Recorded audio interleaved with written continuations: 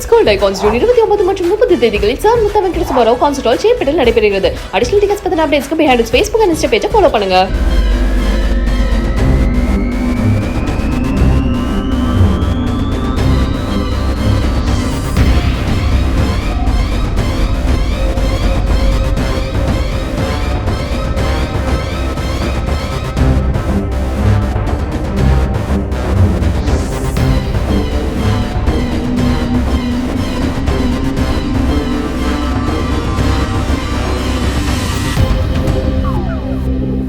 பேக்கரியில் ஓசையில் ஸ்வீட் கேட்டு தகராறில் ஈடுபட்ட மர்ம நபர். கடையின் கண்ணாடிகளை உடைத்து அடாவடியில் ஈடுபட்ட நபரை வலைவீசி தேடிய கடையின் உரிமையாளர்.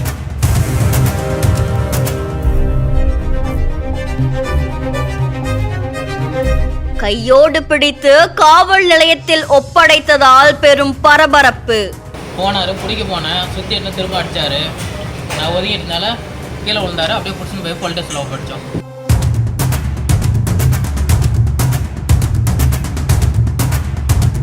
கோலார்பேட்டை பக்கத்துல இருக்கிற புத்துக்கோவில் பகுதியை சேர்ந்த முருகனுடைய மகன் அப்படின்ற ஜெயக்குமார் அப்படின்றவரு வக்கனப்பட்டி பகுதியில நியூ ஐஸ்வர்யா அப்படின்ற பேக்கரி ஒண்ணு நடத்திட்டு வராங்களாமா.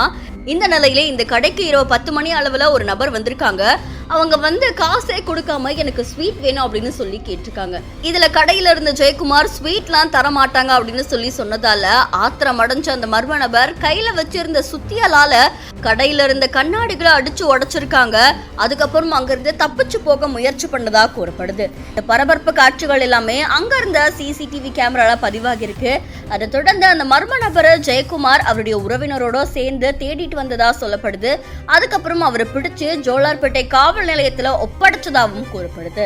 இதனால போலீசார் அந்த நபர் யாரு, எந்த பகுதியை சேர்ந்தவங்க அப்படின்னு சொல்லி வழக்கு பதிவு செஞ்சு விசாரணை மேற்கொள்ளும் போது ஜோலார்பேட்டை குப்புசாமி தெருவை சேர்ந்த 47 வயதாக கூடிய பிரகாஷ் அப்படின்றது தெரிய வந்திருக்கு. இந்த நிலையில காசை கொடுக்காம கடையில ஸ்வீட் கேட்டு கண்ணாடிகளை உடைச்ச இந்த நபரால அந்த பகுதியில் பெரும் பரபரப்பு ஏற்பட்டிருக்கு. ஒரு நாள் முன்னாடி வந்து அவங்க எங்கிட்ட கடன் கேட்டார்.